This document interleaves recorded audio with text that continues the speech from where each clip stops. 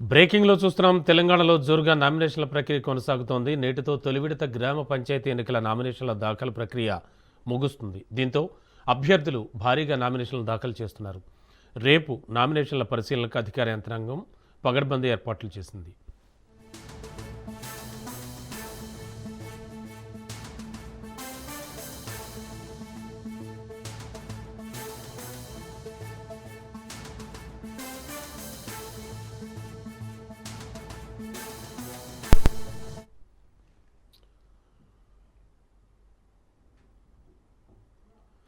తెలంగాణలో గ్రామ పంచాయతీ ఎన్నికల నేపథ్యంలో సీఎం రేవంత్ జిల్లాల పర్యటన ఖరారైంది. డిసెంబర్ 1వ తేదీ నుంచి ఆయన ఒక్కో జిల్లాలో పర్యటిస్తారు. డిసెంబర్ 1 నుంచి 6వ తేదీ వరకు ఆయన పర్యటన కొనసాగుతుంది. డిసెంబర్ 1న ఉమ్మడి మహబూబ్నగర్ జిల్లాలోని మక్తల్, డిసెంబర్ 2న ఉమ్మడి ఖమ్మం జిల్లాలోని కొత్తగూడెం, డిసెంబర్ 3వ తేదీన కరీంనగర్ జిల్లాలోని హుస్నాబాద్, 4న ఆదిలాబాద్, 5న నరసంపేట్, 6న నల్గొండ జిల్లాలోని దేవరకొండ ప్రాంతాల్లో సీఎం పర్యటన కొనసాగుతుంది.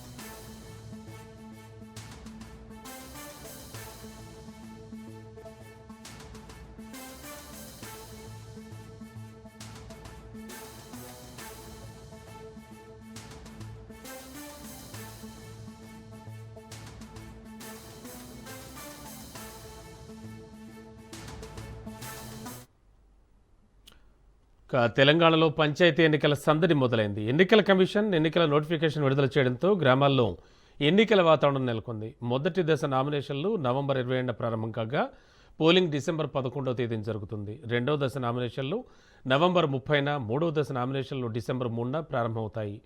రెండో దశ పోలింగ్ డిసెంబర్ 14న, మూడో దశ పోలింగ్ 15న జరుగుతుంది.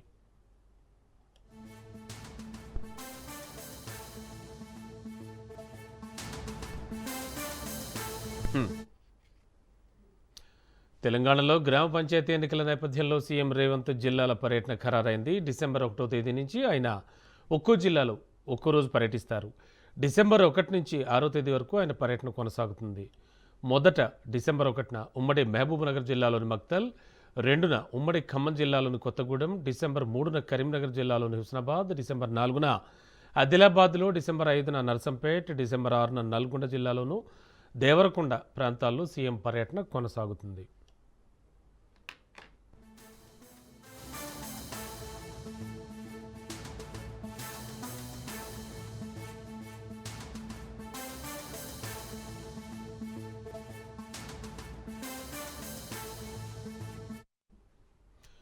తెలంగాణలో పంచాయతీ ఎన్నికల సందడి మొదలైంది. ఎన్నికల కమిషన్ ఎన్నికల నోటిఫికేషన్ విడుదల చేయడంతో గ్రామాల్లో ఎన్నికల వాతావరణం నెలకొంది. మొదటి దశ నామినేషన్లు నవంబర్ 20న ప్రారంభం కాగా పోలింగ్ డిసెంబర్ 11వ తేదీన జరుగుతుంది. రెండో దశ నామినేషన్లు నవంబర్ 30న, అలాగే మూడవ దశ నామినేషన్లు డిసెంబర్ 3న ప్రారంభం అవుతుండగా రెండో దశ పోలింగ్ డిసెంబర్ 14న, మూడో దశ పోలింగ్ 15న జరుగుతుంది.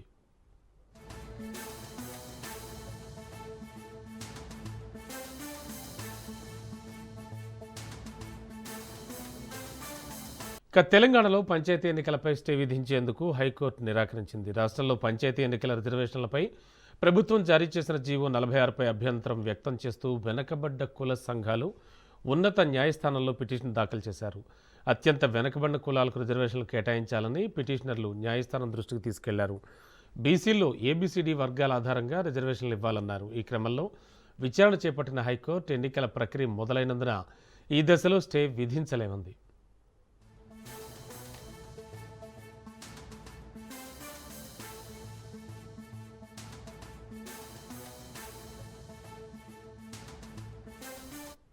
దేశ ప్రజలకు రాహుల్ గాంధీ కుటుంబం చేసిన అభివృద్ధిపై చర్చకు తాము సిద్ధం అంటున్నారు కాంగ్రెస్ వర్కింగ్ ప్రెసిడెంట్ జగ్గారెడ్డి.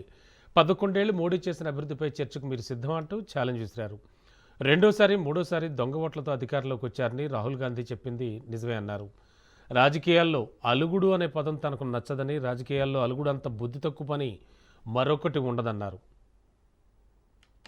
మన లక్ష్మణ్ గారి వయసు 69 సంవత్సరాలు. ఈ దేశానికి స్వాతంత్రం వచ్చి 78 సంవత్సరాలు. అంటే 47లో అప్పటికి లక్ష్మణ్ రాజ్యసభ ఎంపీ గారు అప్పటికి ఇంకా పుట్టలేడు. రాహుల్ గాంధీ గారి మీద వారు ఒక కామెంట్ చేయడం జరిగింది. మీ ఇంట్లో 3 పార్లమెంట్ మెంబర్లు ఉన్నారు, మీ ఇంట్లో నుంచి 3 ఎంపీలుగా ఉండడము అవసరమా అని లక్ష్మణ్ గారు బీజేపీ నాయకుడిగా వారు ఒక మాట మీడియాలో చెప్పడం జరిగింది. లక్ష్మణ్ గారిని వయసు ఎందుకు చెప్పినంటే స్వాతంత్రం రాకముందు వారు పుట్టలే, స్వాతంత్రం వచ్చిన అటు ఇటు 9-10 సంవత్సరాలకు వారు పుట్టి. రాహుల్ గాంధీ గారు వాళ్ళ ఇంట్లో 3 ఎంపీలు అంటే అందుకే నేను అన్నా డాక్టర్ లక్ష్మణ్ గారు చరిత్ర ఎవరు కాదనలేము, చరిత్రగానే ఉంటుంది, తరాలు గడిచిన చరిత్ర ఎప్పటికీ ఉంటుంది. ఇది చరిత్ర ఇది కాదు అని డాక్టర్ లక్ష్మణ్ గారన్నా బీజేపీ నాయకులన్నా అది దేశ ప్రజలు దాన్ని ఒప్పుకోరు. డాక్టర్ లక్ష్మణ్ గారికి మీరు పుట్టక ముందు స్వాతంత్రం వచ్చింది.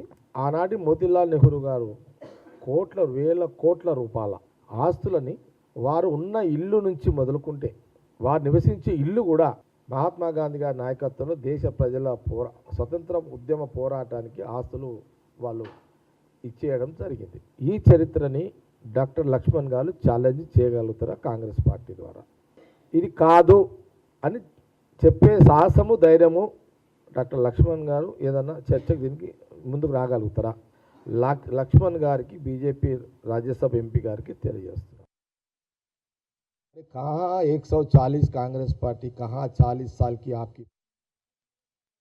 मैं ये सवाल कर रहा हूँ लक्ष्मण जी, भाई 140 कहाँ है, 40 कहाँ है? आपका 40 को हमारा 140 को 100 साल फर्क है भाई। आप बड़े अरे ये क्या बात करेंगे आप? तो अरे कुर्बानी दिए भाई वो लोग, हाँ देश के जनता के लिए कुर्बानी दिए, खानदानी कुर्बानी दिए, खानदानी वो लोगों को प्रॉपर्टी कुर्बानी दे दिए। आप सवाल कर रहे राहुल गांधी जी का खानदान को, आप सवाल कर 3 MP सीट बोल रहे भाई। मैं एक बात पाना हमारे हरी जी एक बात हमारे सामने रखे अभी लक्ष्मण जी को एक राज्यसभा मेंबर है, पार्लियामेंट बोर्ड मेंबर भी है, उन्हें ओबीसी सेल चेयरमैन पार्टी का भी पोस्ट है उनको, अभी 2-3 पोस्ट हाईकत है।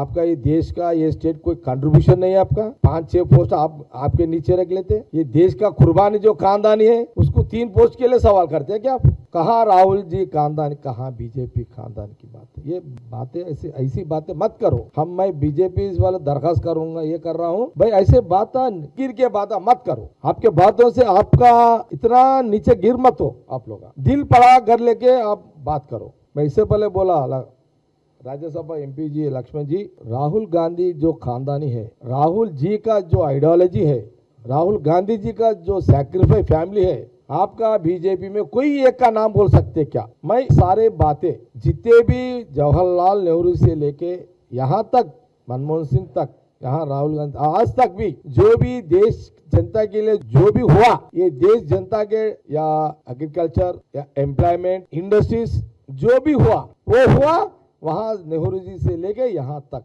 मनमोहन सिंह, सोनिया गांधी, राहुल गांधी तक।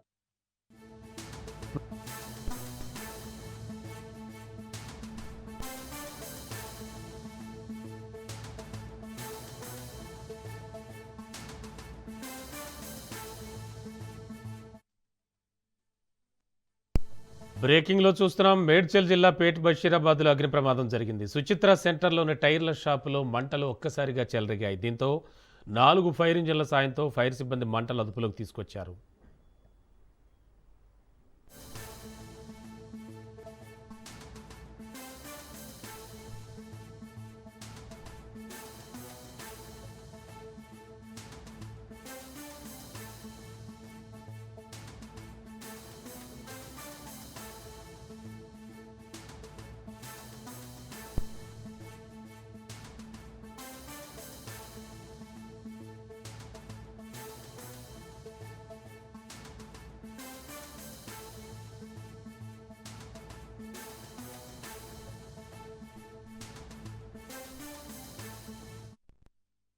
निकालो निकालो निकालो, कुछ नहीं आता, निकालो निकालो। हम जरा कुछ नहीं था, मार फोड़ो फोड़ो फोड़ो, कुछ नहीं था, फोड़ो जी फोड़ो फोड़ो, हल्लू हल्लू मारो हल्लू मारो हल्लू मारो। भैया कौन है अंदर, कौन है अंदर, बाहर आ जाओ। कौन है?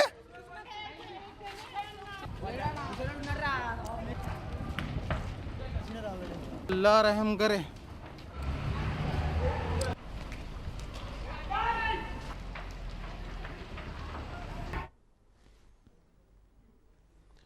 ఇక మేడ్చల్ జిల్లా పేట్ బషీరాబాద్లో అగ్ని ప్రమాదం జరిగింది. Raj news on screen exclusive ఆ విజువల్స్ చూస్తూ ఉన్నాం మనం.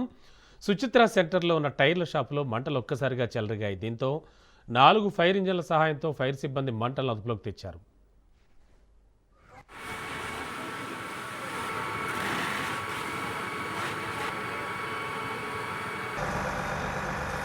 जरूरी है, मैं निकाल रहा हूँ, देखो भाई निकाल। 3:30కి కాల్ వచ్చిందండి. షాపు షార్ట్ సర్క్యూట్ అవుతుందని వచ్చిన వరకు కంట్రోల్ తప్పింది. మా షాప్లో ఒక 2 కోట్ల వరకు మెటీరియల్ ఉంటుంది. మొత్తము కారు టైర్స్, మిషనరీ, వాషింగ్ సంబంధించినవి, కార్ యాక్సిల్కి సంబంధించినవి. మా షాప్లో ఒక 20 మెంబర్స్ ఎంప్లాయీస్ ఉంటారు. 20 మందికి ఉపాధి కల్పిస్తాము. ఒక 10 ఇయర్స్ నుంచి షాప్ నడిపిస్తున్నాము. అన్ఎక్స్పెక్టెడ్ జరిగిందండి. దీనివల్ల గవర్నమెంట్ మాకేమన్నా సహకరించాలని కోరుతున్నామండి. जरूरी है, मैं निकाल रहा हूँ, देखो भाई निकालो निकालो निकालो, कुछ नहीं आता, निकालो निकालो। చూస్తూ ఉన్నాం మేడ్చల్ జిల్లా పేట్ బషీరాబాద్లో జరిగిన అగ్ని ప్రమాదానికి సంబంధించిన విజువల్స్. సుచిత్ర సెంటర్లోని టైర్ల షాపులో మంటలు ఒక్కసారిగా చెలరేగాయి. ఇదే అంశానికి సంబంధించి మరింత అదనపు సమాచారం అందించడానికి మా క్రైమ్ బ్యూరో చీఫ్ మధు సిద్ధంగా ఉన్నారు. మధు, యాక్చువల్గా ఆల్రెడీ చెప్తున్నారు షార్ట్ సర్క్యూట్ వల్ల జరిగిందని చెప్పేసి. నష్టం ఎంతవరకు అంచనా వేస్తున్నారు? అలాగే మంటలు పూర్తి స్థాయిలో అదుపులోకి వచ్చాయంటారా? దట్టు టైర్ల కంపెనీ వల్ల మరింత ఫైర్ ఎక్కువైందంటారా? డెఫినెట్గా రమణ, మీరు చెప్పినట్టుగానే అది మామూలు అగ్ని ప్రమాదం అయితే జరిగి ఆ తర్వాత లోపల ఏదన్నా నార్మల్ గోత్రంలో అయితే ఏదో అనుకోవచ్చు. కానీ ఇది టైర్ల కంపెనీ అంటే మంట చాలా ఫాస్ట్ గా వ్యాపించడానికి కావాల్సినటువంటి ముడిసరుకు ఏదైతే ఉంటుందో అదే ఇప్పుడు అక్కడ ప్రమాదం ఈ స్థాయిలో జరగడానికి ప్రధాన కారణం అని చెప్పవచ్చు. తెల్లవారుజామున 4 గంటల సమయంలో ఈ అగ్ని ప్రమాదం అయితే సంభవించింది. అయితే ఇక్కడ చుట్టుపక్కల ఉండేటటువంటి వారు ఎవరైతే ఉన్నారో వారు అలర్ట్ అయ్యారు. ప్రమాదం జరిగిన వెంటనే వాళ్ళందరూ కూడా అలర్ట్ అవ్వడము, అగ్నిమాపక సిబ్బందికి ఫోన్ చేసి ఇన్ఫర్మేషన్ అందించడంతో ప్రమాదం తీవ్రత ఏదైతే ఉంటుందో అది కాస్త తగ్గిందని చెప్పొచ్చు. కానీ మంటలు మాత్రం చాలా వేగంగానే వ్యాపించాయి. మంటలు వ్యాపించడంతో చుట్టుపక్కల ఉన్నటువంటి వారందరూ కూడా ఆపే ప్రయత్నం కూడా చేశారు. సుచిత్ర సెంటర్ శ్రీ రాఘవేంద్ర నగర్ కాలనీ ఏదైతే ఉందో అక్కడ ఉన్నటువంటి sunrise water wash and wheel alignment shop ఇది అక్కడ కాస్త ఫేమస్. సో ఈ నేపథ్యంలోనే లోపల ఉన్నటువంటి ఎవరు కూడా జనాభా ఆ సమయంలో అంటే ప్రమాదం జరిగిన సమయంలో ఎవరు లేకపోవడంతో ప్రాణ నష్టం అయితే తప్పిందని చెప్పొచ్చు. కానీ ఆస్తి నష్టం మాత్రం పెద్దగానే ఉంది. అయితే 4 ఫైర్ ఇంజన్లు రంగంలోకి దింపారు. 4 ఫైర్ ఇంజన్లు కూడా మంటలను ప్రస్తుతానికి అయితే అదుపు చేయడం జరిగింది. అందులోనూ చలికాలం కావడంతో మంటలు కూడా కాస్త తగ్గుముఖం పడతాయనుకున్నారు. కానీ లోపల ఉన్నటువంటి టైర్లలో ఒక్కసారిగా టైర్ల వైపు మంటలు వెళ్ళడంతో ఆ మంటలు అనేది అదుపులోకి రాలేదు. ఆ మంటలన్నింటినీ అదుపు చేయడానికి అయితే ఫైర్ సిబ్బంది కాస్త శ్రమించాల్సి వచ్చింది. రైట్ లో మాత్రం సిచ్యువేషన్ అంతా కూడా ఏదైతే జరిగినటువంటి అగ్ని ప్రమాదం ఉందో ఆ ప్రమాదం సంబంధించి సిచ్యువేషన్ అంతా కూడా అండర్ కంట్రోల్కి అయితే వచ్చింది Ramana. Okay, thank you Madhu. फोड़ो जी फोड़ो फोड़ो, हल्लू हल्लू मारो हल्लू मारो हल्लू मारो। भैया कौन है अंदर, कौन है अंदर, बाहर आ जाओ। कौन है?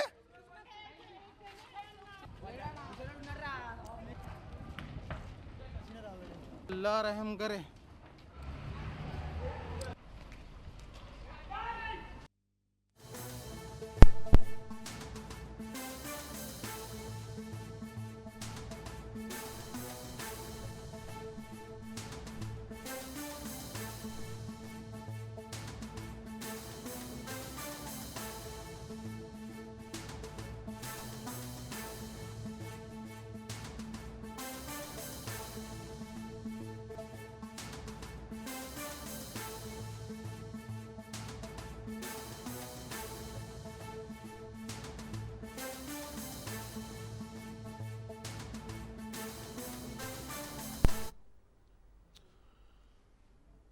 చూస్తున్నాం కర్నూలు జిల్లాలో ఘోర రోడ్డు ప్రమాదానికి సంబంధించి కోటెకల్ సమీపంలో 2 కార్లు ఢీకొట్టాయి. ఈ ప్రమాదంలో 5గురు స్పాట్లోనే మృతి చెందారు, పలువురికి తీవ్ర గాయాలయ్యాయి. దీంతో క్షతగాత్రులను సమీపంలోని ఆసుపత్రికి తరలించారు. సమాచారం అందుకున్న పోలీసులు కేసు నమోదు చేసి దర్యాప్తు చేపట్టారు.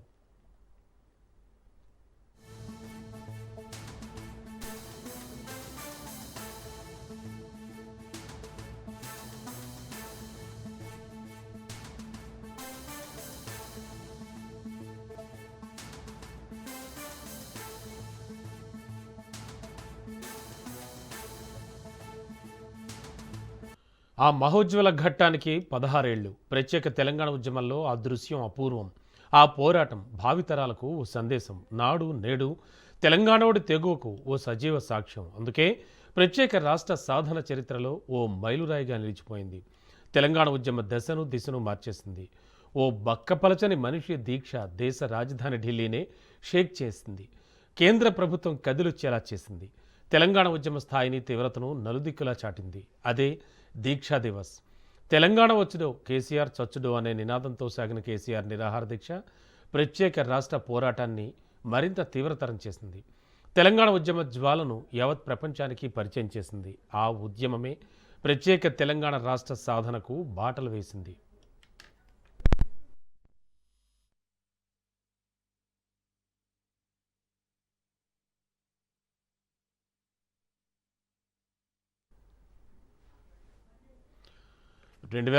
నవంబర్ 6వ తేదీన ఆమరణ నిరాహార దీక్ష చేపడతానంటూ సంచలన ప్రకటన చేశారు కేసీఆర్.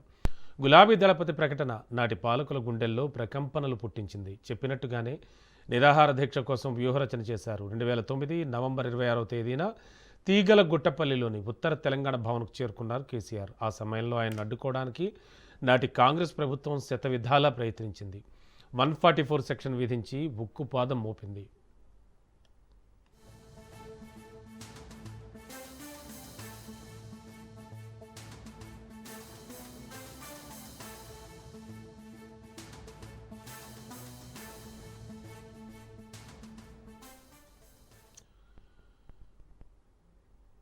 కేసీఆర్ సచ్చుడో తెలంగాణ తెచ్చుడో అనే నినాదం తెలంగాణ సమాజాన్ని ఏకం చేసింది. బీఆర్ఎస్ అధినేత కేసీఆర్ ఆమరణ నిరాహార దీక్షకు దశాబ్దన్నర కాలం పూర్తయింది.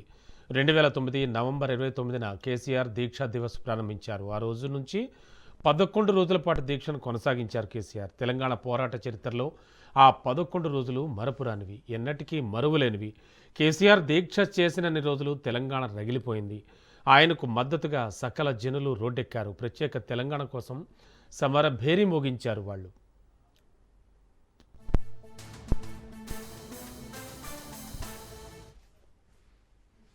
తెలంగాణ రాష్ట్రం కోసం కేసీఆర్, కేసీఆర్ కోసం తెలంగాణ జనం అన్నట్టుగా సాగింది దీక్షా దివస్. ఆ ఉద్యమ ఘట్టాలు కరుడుగట్టిన సమైక్యవాదుల్లోనూ మార్పు తీసుకొచ్చాయి. ఢిల్లీ పాలకుల మెడలుంచాయి. బండెనక బండి కట్టినట్టు గులాబీ దండు వెనక ఉప్పెనై కదిలింది తెలంగాణ సమాజం. ఆ పోరు తెలంగాణను చూసి కేంద్రం దిగొచ్చింది. ప్రత్యేక రాష్ట్రం చేస్తున్నట్లు ప్రకటన చేసింది. డిసెంబర్ 9న తెలంగాణ రాష్ట్రం ఏర్పాటుకు ప్రకటన వెలువడిన తర్వాతే కేసీఆర్ తన దీక్షను విరమించారు. దీంతో అప్పటి వరకు కొంతమంది వరకే తెలిసిన తెలంగాణ ఉద్యమం ప్రతి ఒక్కరికి తెలిసింది. మేధావుల నుంచి సామాన్యుల దాకా తెలంగాణ దావానలంలా పాకింది.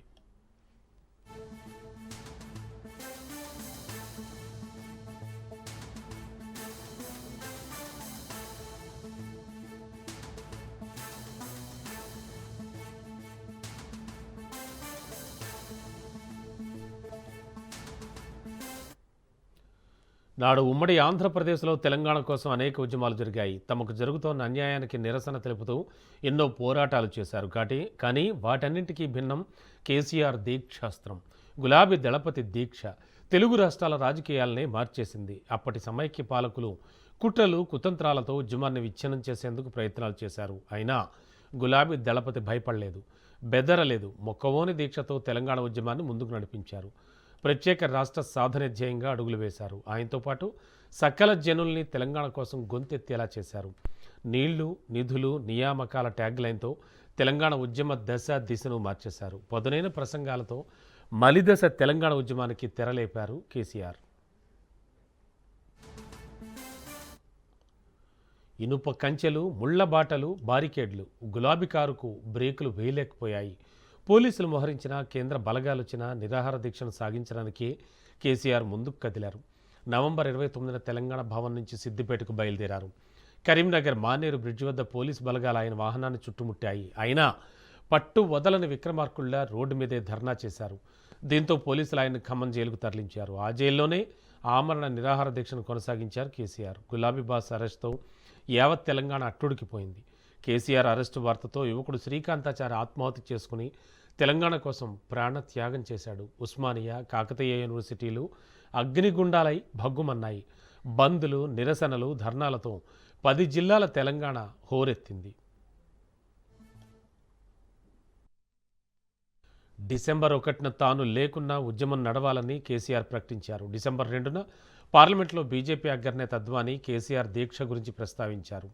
డిసెంబర్ 3న కేసీఆర్ను హైదరాబాద్లో నిమ్స్కు తరలించారు. 4న తెలంగాణ వస్తే జైత్రయాత్ర, లేకుంటే నా శవయాత్రని కేసీఆర్ ప్రకటించారు. 5న తెలంగాణ కాంగ్రెస్ సీనియర్ నేత వెంకటస్వామి, చిరంజీవి, చంద్రబాబు సహా పలువురు కాంగ్రెస్ ఎంపీలు కలిసి దీక్ష విరమించాలని కోరినా కేసీఆర్ నిరాకరించారు. దీంతో 6న నాటి ఉమ్మడి ఆంధ్రప్రదేశ్ అసెంబ్లీలో 14Fను రద్దు చేస్తూ తీర్మానించారు. కేసీఆర్ ఆరోగ్యం క్షీణిస్తోందన్న సమాచారంతో తెలంగాణలోని పలు చోట్ల నిరసనలు వెల్లువెత్తాయి. బంద్లు జరిగాయి. ఎటు చూసినా జై తెలంగాణ నినాదమే వినిపించింది. వరుస బంద్లతో బస్సులు, రైళ్లు స్తంభించిపోయాయి. లాయర్లు, ఇంజనీర్లు, మేధావులు, రాజకీయ నాయకులు, ఉపాధ్యాయులు, విద్యార్థులు ఇలా 4.5 కోట్ల మంది ఒక్కటయ్యారు.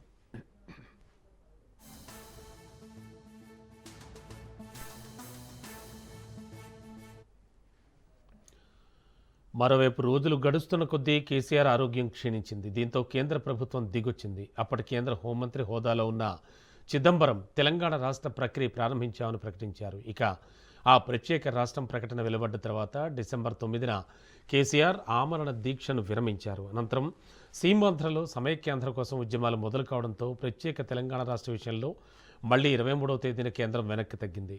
కేంద్రం మాట తప్పినా కేసీఆర్ చేపట్టిన ఆమరణ దీక్ష స్ఫూర్తిగా తెలంగాణ పల్లెలన్నీ ఏకమయ్యాయి. ఉద్యోగులు, కార్మికులు, ప్రజలు సమరభేరిని మోగించారు. ఆ పోరాట ఫలితమే నవ తెలంగాణ.